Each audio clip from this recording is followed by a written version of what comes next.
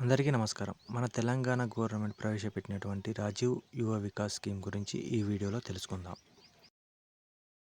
రాజీవ్ యువ వికాస్ స్కీమ్. ఈ రాజీవ్ యువ వికాస్ స్కీమ్‌ను మన తెలంగాణ గవర్నమెంట్ నిరుద్యోగ యువతకు ఉపాధి కల్పించడానికి కోసమని ప్రవేశపెట్టిన పథకం. దీన్ని మనం ఆన్‌లైన్‌లో అప్లై చేసుకోవచ్చు, ఆఫ్‌లైన్‌లో అప్లై చేసుకోవచ్చు. మనం అఫీషియల్ వెబ్‌సైట్‌లకు వెళ్ళిన తర్వాత మనకు ఈ విధంగా స్క్రీన్ మీద ఓపెన్ అవుతుందన్నట్టు. ఇందులో చూసుకుంటే మనం ఎస్సీ వారికి ఎస్సీ రిజిస్ట్రేషన్‌కు సంబంధించి, ఎస్టీ వారికి ఎస్టీ రిజిస్ట్రేషన్‌కు, బీసీ వారికి బీసీ రిజిస్ట్రేషన్‌కు సంబంధించి, అలాగే మైనారిటీ కానీ, లేకుంటే క్రిస్టియన్ మైనారిటీ వాళ్ళకి సంబంధించి, అలాగే ఈబీసీ కోటా వారికి సెపరేట్‌గా రిజిస్ట్రేషన్ ఫామ్ అనేది ఉంటుందన్నట్టు.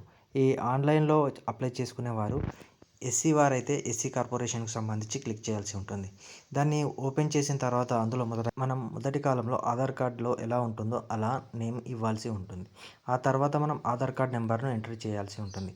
మనం ఆధార్ కార్డ్ నెంబర్ ఎంటర్ చేసిన తర్వాత ఆహార భద్రతా కార్డు కాలంలో ఆటోమేటిక్‌గా ఆ రేషన్ కార్డుతో లింక్ అయినటువంటి ఆధార్ కార్డ్ ఎప్పుడైతే ఎంట్రీ చేస్తామో ఆ రేషన్ కార్డ్ యొక్క నెంబర్ అనేది అక్కడ డిస్‌ప్లే అయితుంది.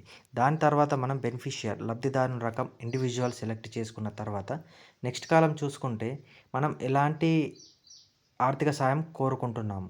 అంటే 50,000 1,00,000 అంటే 50,000 లేదా 50,000 కన్నా ఎక్కువనా?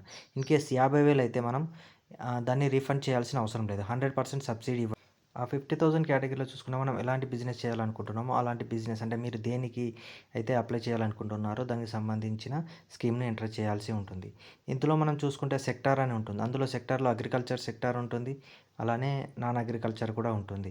మనం ఆ ఓపెన్ చేసి తర్వాత మనం దేని గురించి అయితే అప్లై చేయాలనుకుంటున్నామో దానికి అప్లై చేసిన తర్వాత ఆ స్కీమ్ ఏంటిది? ఫర్ ఎగ్జాంపుల్ మనం స్క్రీన్ మీద చూసుకుంటే చాలా రకాల ఆప్షన్స్ మనకు వస్తుంటాయి. అందులో మనం ఏది సెలెక్ట్ చేసుకుంటున్నాం అనేది చూసుకోవాలి. ఎప్పుడైతే బ్యాంక్ అంటే స్కీమ్ వితౌట్ బ్యాంక్ లింకేజ్ అని అంటేనేమో 50,000 కన్నా తక్కువ. అదే ఒకవేళ స్కీమ్ విత్ బ్యాంక్ లింకేజ్ అని ఉంటే 50,000 కంటే ఎక్కువ అన్నట్టు. కాబట్టి మనం ఎలాంటి బిజినెస్ చేయాలనుకుంటున్నామో దానికి సంబంధించి ఫుల్ అంటే వాళ్ళు 169 రకాలైనటువంటి స్కీమ్స్ వాళ్ళు ఇవ్వడం జరిగింది. దానిలో మనం ఏం చేసుకోవాలనుకున్న దానికి సంబంధించి దాన్ని మనం సెలెక్ట్ చేసుకున్న తర్వాత మనం దాన్ని ఓకే చేసుకున్న తర్వాత మనం గో అని కొట్టామనుకోండి నెక్స్ట్ స్టేజ్‌కి వెళ్తుంది. ఫర్ ఎగ్జాంపుల్ ఇక్కడ మీరు చూసుకుంటే ఇవన్నీ మీరు ఏం చేయాలనుకుంటున్నారు? అగ్రికల్చర్ ఎక్విప్‌మెంట్ లైక్ అలా ఏదైనా సరే మీరు అగ్రికల్చర్ లేకపోతే యానిమల్ ఉన్నాయి కదండీ! పౌల్ట్రీ గానీ, ఇది కోళ్ళ ఫారం లాంటియి లేకపోతే వేరే ఏదైనా గానీ మనం చేసుకునేటందుకు అవకాశం ఉంటుందన్నట్టు. ఈ స్కీమ్స్ కూడా చూసుకోవచ్చు. చాలా రకాల స్కీమ్స్ అనేటివి వీళ్ళు అవైలబుల్‌లో ఉంచారు. ఒకవేళ మీరు మన ట్రాన్స్‌పోర్ట్‌కి సంబంధించిందనుకోండి ఆటో సంబంధించింది. ఆటో దాంట్లో కూడా డీజిల్ వేరైటీ గానీ, లేకపోతే ఎలక్ట్రికల్ గానీ అలా చాలా రకాలటువంటి మనకు స్కీమ్స్ అనేటివి అవైలబుల్‌లో ఉన్నాయి. ఇవే కాకుండా మనకు చాలా రకాల స్కీమ్స్ ఇవి మనం స్క్రీన్ మీద చూడొచ్చు. ఇలా మీరు ఏ ఏ రకమైనటువంటి బిజినెస్ స్టార్ట్ చేయాలనుకుంటున్నారు. ఈ బిజినెస్ అనేది ఇంపార్టెంట్. ఎందుకంటే డబ్బులు అనేటివి మనకు డైరెక్ట్‌గా మన అకౌంట్‌లో వెయ్యరు. మనం ఎలాంటి బిజినెస్ చేయాలనుకుంటున్నామో దానికి సంబంధించి టోటల్ వాళ్ళకి ఇచ్చిన తర్వాత దానికి సంబంధించిన అమౌంట్ అనేది మన అకౌంట్‌లో క్రెడిట్ చేయడం జరుగుతుంది. మన అకౌంట్‌లో అంటే మనం పర్చేజ్ చేస్తే ఆ పర్చేజ్ ఎవరి దగ్గర చేసామో వాళ్ళ అకౌంట్‌లో పడుతుంటుందన్నట్టు. ఇప్పుడు మనం ఎకనామిక్ బ్యాక్వర్డ్ క్లాస్ అంటే ఈబీసీ కోటా వారి కింద అప్లై చేసుకునేవారు కూడా దీనిలో అప్లై చేసుకోవచ్చు. ఈ ఈబీసీ వారు అప్లై చేసుకునేవారు చేసుకున్న తర్వాత మనం ఎప్పుడైతే గో అని క్లిక్ చేసిన తర్వాత నెక్స్ట్ స్టెప్‌కి ఏం వెళ్తుందంటే మన డిస్ట్రిక్ట్ ఏంటిది? For example Peddapalli district. ఆ డిస్ట్రిక్ట్‌లో మనం జూలపల్లి తర్వాత మన విలేజ్ ఏంటిది? అలా మనం అప్లై చేసుకుంటుంది. ఇక్కడ మనం గుర్తుంచుకోవాల్సిన పాయింట్ ఏంటిదంటే రెడ్ కలర్ డాట్ అయితే దేనికైతే ఉంటుందో ఆ కాలమ్‌ని మనం 100% ఫిల్ చేయాల్సి ఉంటుంది. రెడ్ కలర్ లేని కాలాన్ని మనం ఫిల్ చేయకున్నా పర్లేదు. ఈ సెక్టార్ వివరాలని ఉన్నాయి కదా! మనం ఫస్ట్ ఇచ్చాం కదా! బెనిఫిషియరీ లబ్ధి ఎసొంటిది ఇండివిడ్యువలా లేదా? ఎంతమంది ఒక యూనిట్‌కి ఒకరుంటుర్రు? బ్యాంక్ లింక్డ్ స్కీమా? బ్యాంక్ లింక్డ్ స్కీమ్ కాదా? మన బ్యాంక్ లింక్డ్ స్కీమ్ అయితే ఏంటిది అనేది మనం అప్లోడ్ చేసుకుంటది. ఫర్ ఎగ్జాంపుల్ నేను ఒక 4,00,000 యూనిట్ కాస్ట్ విలువను నేను అప్లోడ్ చేయాలనుకుంటున్నాను. అప్పుడు మనం రూ. 4,00,000 ఎంట్రీ చేసినప్పుడు ఇందులో యూనిట్ కాస్ట్ మీరు ఎంత అనుకుంటారు? 3,00,000, 2,00,000, 1,00,000, 1,50,000 అమౌంట్ ఎంట్రీ చేసిన తర్వాత మనకు సబ్సిడీ ఎంత వస్తుంది? ఇందులో రూ. 4,00,000 నేను ఎంట్రీ చేసినప్పుడు రూ. 2,80,000 సబ్సిడీ వస్తే రూ. 1,20,000 అనేది బ్యాంకు లోన్ కింద వస్తుంది.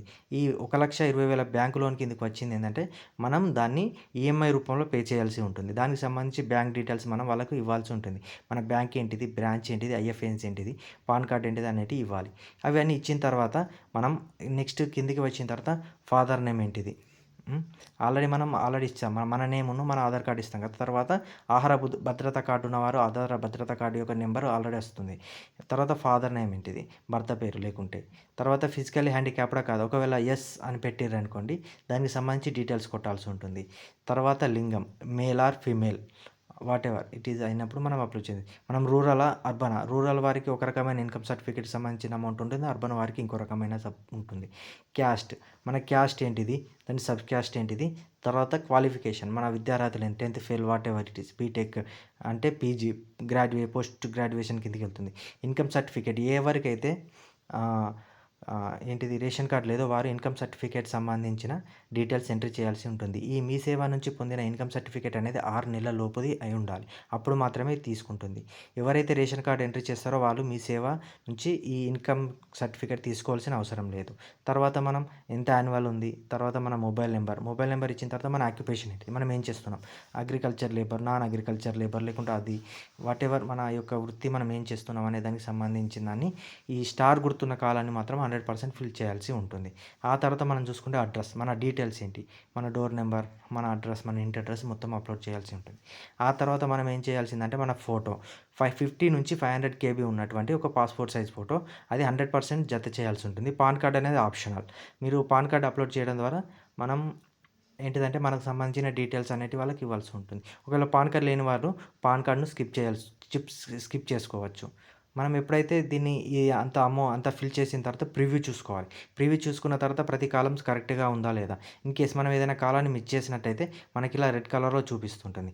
మనం ఎప్పుడైతే ఈ రెడ్ కలర్‌లో ఏదైనా ఉన్నట్టుంటే ఆ కాలాన్ని ఫిల్ చేసి మనం సబ్మిట్ కొట్టినట్టయితే మనకు టోటల్ వివరాలతోటి మనకు ఫామ్ వస్తుంది. ఫామ్ వచ్చిన తర్వాత మళ్ళీ ఒకసారి క్రాస్ వెరిఫై చేసుకోవాలి. ఒకసారి చేసుకున్న తర్వాత మనం దాన్ని సబ్మిట్ కొడితే అయిపోతుంది. ఇప్పుడు సబ్సిడీ విషయాన్ని గురించి చూస్తే రూ. 50,000 లేదా రూ. 50,000 కన్నా తక్కువ తీసుకునేవారు the scheme without bank linkage scheme కిందే వెళ్ళిపోతే 50,000 లోపు అంటే 50,000 ఆర్ 50,000 బిలో అమౌంట్ మనం ఎంట్రీ చేయడం ద్వారా 100% సబ్సిడీ పొందవచ్చు. ఎవరైతే 50,000 కంటే ఎక్కువ తీసుకుంటారో, ఫర్ ఎగ్జాంపుల్ 50,000 నుంచి ₹1,00,000 తీసుకుంటారో వారికి 90% సబ్సిడీ వస్తుంది. అంటే ₹1,00,000 తీసుకుంటే ₹90,000 సబ్సిడీ కింద పోను. ₹10,000 మనం బ్యాంకు వారికి కట్టాల్సి ఉంటుంది ఈఎంఐ రూపంలో. ఒకవేళ ₹2,00,000 1,00,000 నుంచి 2,00,000 తీసుకున్నవారు అంటే 1,00,000 నుంచి 2,00,000 వాళ్ళు తీసుకున్న వారికి 80% మనకు సబ్సిడీ ఉంటుంది. అంటే 2,00,000 తీసుకుంటే 1,60,000 కట్టాల్సి ఉంటుంది. అదే 2 నుంచి 3,00,000 మధ్యలో తీసుకుంటే ₹3,00,000 తీసుకున్నవారు 70% సబ్సిడీ పొందుతారు. అంటే ₹2,10,000 సబ్సిడీ పోను ₹90,000 మనం వారు బ్యాంకుకు కట్టాల్సి ఉంటుంది. అదే 3 నుంచి 4,00,000 తీసుకున్నారు. ఫర్ ఎగ్జాంపుల్ ₹4,00,000 అయితే వారికి ₹2,40,000 అంటే 60% సబ్సిడీ పోను మిగతా ₹1,60,000 వాళ్ళు బ్యాంకుకి కట్టాల్సి ఉంటుంది.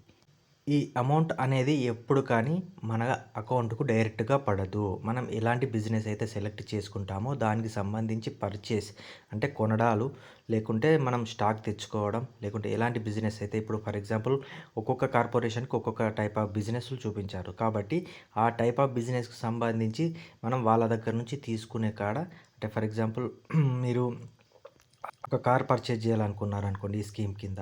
కార్ తీసుకున్నప్పుడు ఏమవుతుందంటే అది షోరూమ్ వాళ్ళకి అమౌంట్ అనేది పే అవుతుంది. కానీ మన అకౌంట్‌లో పడదు. కాబట్టి ఈ విషయాన్ని గుర్తుంచుకోవాల్సి ఉంటుంది. ఆటో మీరు కొన్నారనుకోండి, ఆటో ఎక్కడైతే కొంటారో ఆ ఆటో కొన్న షోరూమ్‌కు అమౌంట్ వెళ్తుంది తప్పించి మన అకౌంట్‌లో పడదు. కాబట్టి ఈ డీటెయిల్స్ అనేటివి ఇప్పుడు మనం అప్లికేషన్ సబ్మిట్ చేసాం. ఈ అప్లికేషన్ సబ్మిట్ చేసిన తర్వాత ఈ డీటెయిల్స్ అనేటివి ఎవరైతే లబ్ధిదారులు ఉంటారో వారికి సంబంధించిన నెక్స్ట్ ప్రాసెస్ అనేది జూన్ 2 తర్వాత జరుగుతుంది. మనం ఈ అప్లై చేసిన తర్వాత ఏందంటే మండల్ లెవెల్ నుంచి కలెక్టర్ లెవెల్ తర్వాత మనకు ఫైనల్‌గా జూన్ 2 నాడు వారు మనకు ఎవరెవరైతే లబ్ధిదారులు ఉన్నారో వారి యొక్క డీటెయిల్స్ మనకు సెలెక్ట్ చేసుకునేటప్పుడు ఏదో ఒక బిజినెస్ కింద పెట్టడం కాకుండా మీరు ఏ బిజినెస్ అయితే చేయాలనుకుంటున్నారో అలాంటి బిజినెస్‌ను ఎంట్రీ చేయడం ద్వారా మనకు ఒకవేళ మనం లబ్ధిదారులమైన తర్వాత కూడా మనకు ఆ స్కీమ్ యొక్క ఫుల్ బెనిఫిట్స్ లభించే ఛాన్సులు ఉంటుంది. ఒకవేళ మనం ఆ బిజినెస్ చేయకున్నా కానీ ఏదో ఒక బిజినెస్ పెట్టి తర్వాత వేరే బిజినెస్‌కి మారుదాం అలాంటి ఐడియాలు ఉన్నప్పుడు ఏమవుతుందంటే ఈ స్కీమ్ వారికి క్లోజ్ అయ్యే ఛాన్స్ ఉంటుంది. కాబట్టి మనం ఏ బిజినెస్ అయితే చేయాలనుకున్నామో దాని గురించి ఒక అవగాహన తెచ్చుకొని, దానికి ఎంత అమౌంట్ అవుతుంది, వాటికి సంబంధించి మనకెంత ఇస్తున్నారు, ఒక్కొక్క డిఫరెంట్ మనకి ఎంత అమౌంట్ కావాలి. ఇప్పుడు 4,00,000 తీసుకుంటే చూసారు కదా, 60% సబ్సిడీ మాత్రమే ఉంది. అదే 3,00,000 తీసుకునే వారికి 70% సబ్సిడీ ఉంది. కాబట్టి సబ్సిడీ అమౌంట్‌ను కూడా గుర్తులో పెట్టుకొని మనకి ఎంత అమౌంట్ వస్తుంది, మిగతా అమౌంట్ ఈఎంఐ రూపంలో చెల్లించాల్సి ఉంటుంది. కాబట్టి ఎవరైతే నిరుద్యోగులు లేదా ఈ startup business whatever business select చేసుకుంటున్నారో వాళ్ళకి ఉపయోగంగా ఉంటుందన్నట్టు. అంతేకాకుండా మనకు ఈ డేట్ ఏప్రిల్ 5th వరకు ఉండేది. కానీ ఎక్కువ అప్లికేషన్ వస్తున్న కారణంగా ఏప్రిల్ 14th వరకు మనకు ఎక్స్టెండ్ చేయడం జరిగింది. అంతేకాకుండా ఏజ్ లిమిట్‌ని కూడా 21 నుంచి 60 ఇయర్స్ వరకు పెంచడం జరిగింది. ఒక రేషన్ కార్డు మీద ఒకరికి మాత్రమే ఈ స్కీమ్ అప్లికేబుల్ అయ్యే ఛాన్స్ ఉంటుంది. ఇంట్లో రేషన్ కార్డు ఉన్న ప్రతి ఒక్కరికి ఈ స్కీమ్ అప్లికేబుల్ కాదు. రేషన్ కార్డు మీద ఒకరికి మాత్రమే అప్లికేబుల్ అవుతుంది. అంతేకాకుండా లాస్ట్ 5 ఇయర్స్‌లో వీరు ఎలాంటి స్కీమ్ అంటే ఈ బీసీ కార్పొరేషన్ కింద కానీ ఇలాంటి స్కీముల్లో వారు ఒక లాస్ట్ 5 ఇయర్స్‌లో ఎలాంటి లబ్ధి పొందని వారికి మాత్రమే ఈ స్కీమ్ అప్లికేబుల్ అవుతుంది. అలానే చూసుకుంటే క్యాస్ట్ సర్టిఫికేట్ మనం అప్లోడ్ చేయాల్సి ఉంటుంది 100%. ఈ అప్లోడ్ చేసే క్యాస్ట్ అంటే మీన్స్ మనకు క్యాస్ట్ సర్టిఫికేట్ మనం మీ సేవలో ఏ క్యాస్ట్ సర్టిఫికేట్ అయితే తీసుకుంటామో అందులో ఒక నెంబర్ ఉంటుంది. ఆ నెంబర్ ఎంటర్ చేస్తే సరిపోతుంది. దాన్ని మనం అప్లోడ్ చేయాల్సిన అవసరం లేదు. ఆఫ్లైన్లో ఎవరైతే అప్లై చేస్తారో వాళ్ళు మాత్రం దానికి సంబంధించిన జిరాక్స్ను ఎంపీడీఓకు సబ్మిట్ చేయాల్సి ఉంటుంది. మనకు ఈ క్యాస్ట్ సర్టిఫికేట్ 2016 తర్వాత అంటే 2016 తర్వాత తీసుకున్న క్యాస్ట్ సర్టిఫికేట్ అంటే దాన్ని లేటెస్ట్‌గా తీసుకోవాల్సిన అవసరం ఏం లేదు. కొత్తగా ఇదే సంవత్సరం అప్లై చేసి తీసుకోవాల్సిన అవసరం లేదు. 2016 నుండి మనం ఎప్పుడు ఈ క్యాస్ట్ సర్టిఫికేట్ తీసుకున్నా కానీ ఆ క్యాస్ట్ సర్టిఫికేట్ మీద ఉన్న మీ సేవ నెంబర్కి సంబంధించి ఉంటుంది. క్యాస్ట్ సర్టిఫికేట్కి సంబంధించి ఉంటుంది. ఆ క్యాస్ట్ సర్టిఫికేట్కి సంబంధించి ఆన్లైన్లో అప్లై చేసేవారు ఆ నెంబర్ ఎంటర్ చేస్తే సరిపోతుంది. కానీ ఇన్కమ్ మాత్రం మనం పాస్ట్ 6 మంత్స్ లేదా 1 ఇయర్ కొందరు 6 మంత్స్ వరకు ఉన్నదైతేనే అప్లికేబుల్ అవుతుంది అంటున్నారు. అంటే మనం ఎంట్రీ చేసినప్పుడు అది ఓకే చేస్తుంది అన్నట్టు. ఒకవేళ మనం ఎంట్రీ చేసినా కానీ అది ఒకవేళ పాస్ట్ 1 ఇయర్ కాకుండా అంతకన్నా బిఫోర్ది అయి ఉంటే అది ఓకే చేయదన్నట్టు. కాబట్టి ఈ విషయాలు మనం అప్లై చేసుకునేటప్పుడు గుర్తుంచుకోవాలి. మనకు కావాల్సింది ఏంటంటే Aadhaar card, PAN card, ration card అవసరం లేదు. ఎందుకంటే మనం ఆధార్ కార్డు ఎంటర్ చేసుడుతోనే రేషన్ కార్డు నెంబర్ అందులో వచ్చేస్తుంది. తర్వాత ఎవరైతే రేషన్ కార్డు లేదో అంటే వారికి రేషన్ కార్డు లేని వారు ఏంటంటే 1 ఇయర్ అంటే 6 మంత్స్ బిఫోర్ తీసుకున్నటువంటి ఇన్కమ్ సర్టిఫికేట్ అవసరం ఉంటుంది. అలానే క్యాస్ట్‌కి సంబంధించిన సర్టిఫికేట్ 2016 తర్వాతది తీసుకున్నా సరిపోతుందండి. వీటితోని మనం ఈ స్కీమ్‌కి అప్లై చేయవచ్చు.